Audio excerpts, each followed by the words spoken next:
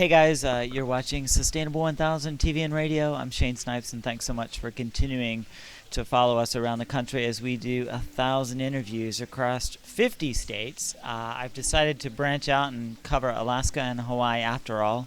They Smart.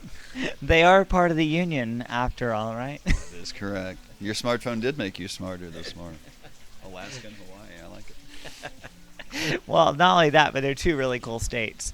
One for it being just plain cold, and the other for it just being really nice over there. And you figure out which one's which. So let's get a couple of the Facebook questions in. I love when you guys interact with me, and so I want to make sure you guys keep that going on. And if I don't do this, you guys would get really upset with me and stop interacting. So I have to appease the monster that I've created in social media worlds. All right. Chef Belize has a question and goes, how much of your food is vegetarian, or how much of your food is focused on healthy eating as a component of sustainability? That, we haven't pursued that quite as much. We have a vegan menu at all of our restaurants that we can give people if they're interested in that. Usually we have 3 or 4 entrees that are vegetarian. But we haven't made that, people, especially some of the cuisines we do, we use a lot of seafood, and we try to use sustainable seafood as much as we can. We use local farmers to get some of our beef and some of our pork.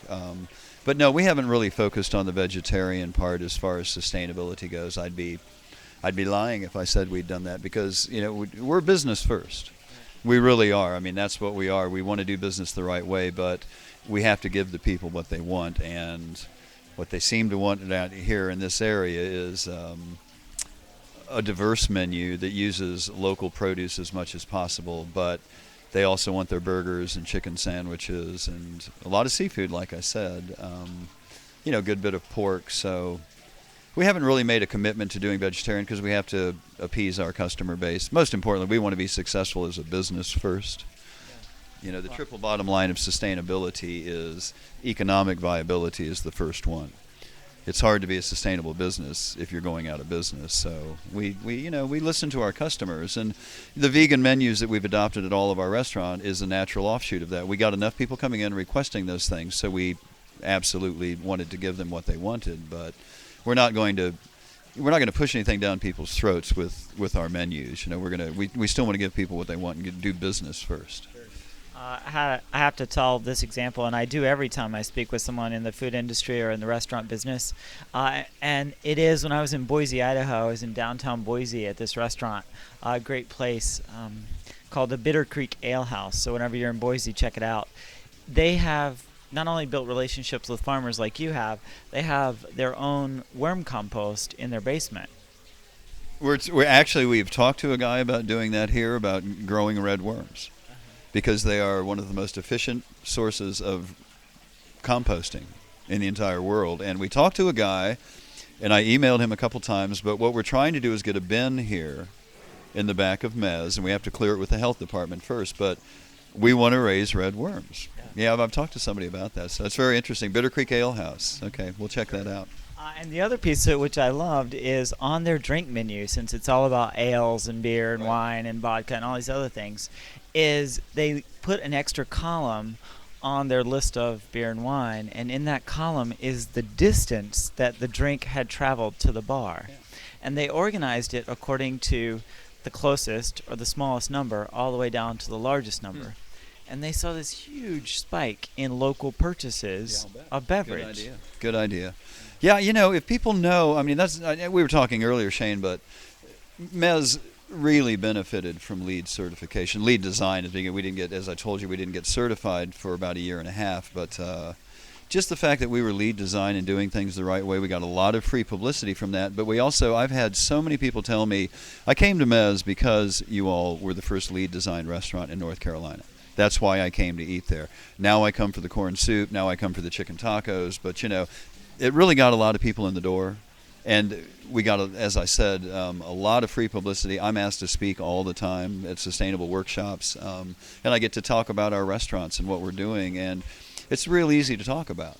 Instead of trying to cover up what you're doing and make it sound good, we're doing things the right way. So it's very easy to go there and speak from the heart and tell people you can be a successful business and still do things the right way.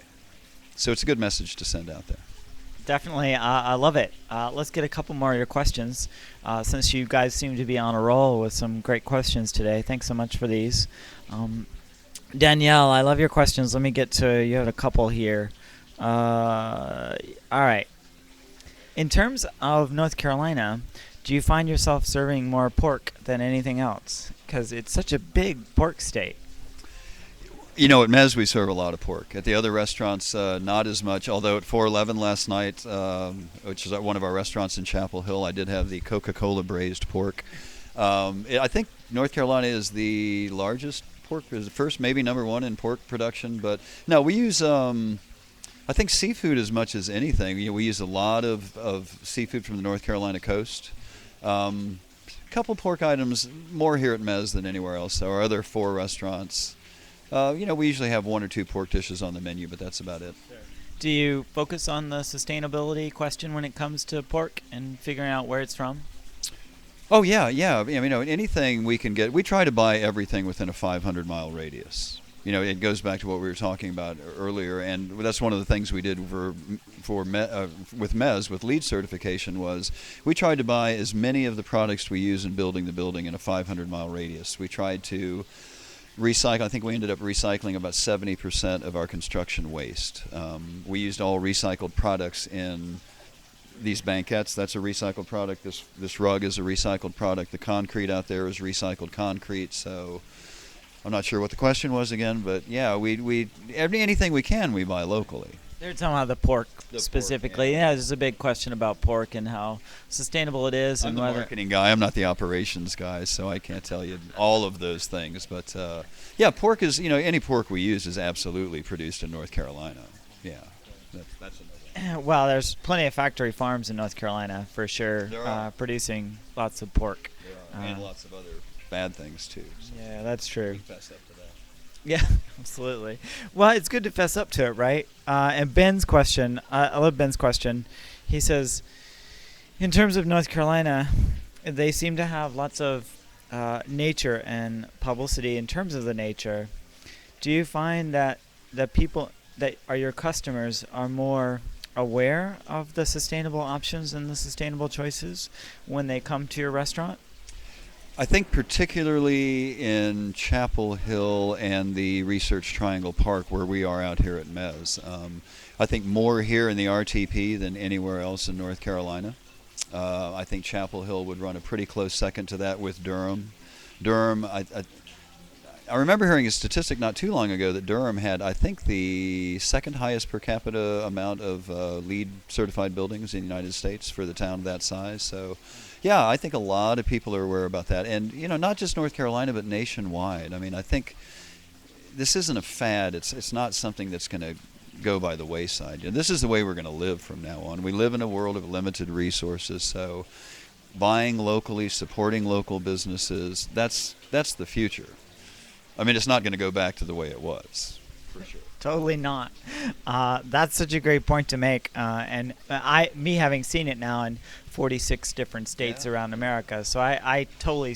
The fad is what it was when it was a fad of an idea of just being green or the idea of green.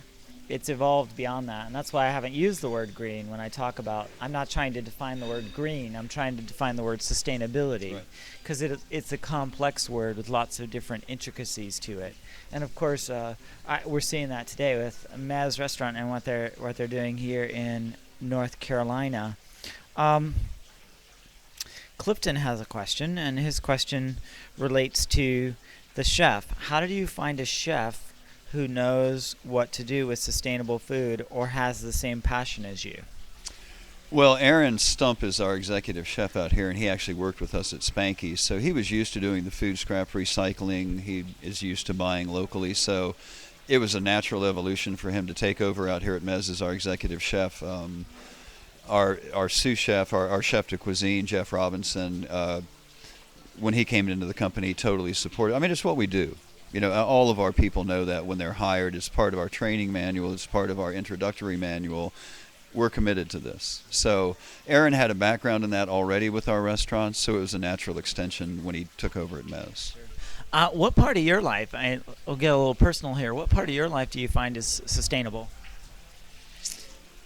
Well, my job is my biggest part of my sustainability. I mean, it really is. It's what I do is talk to people about sustainability.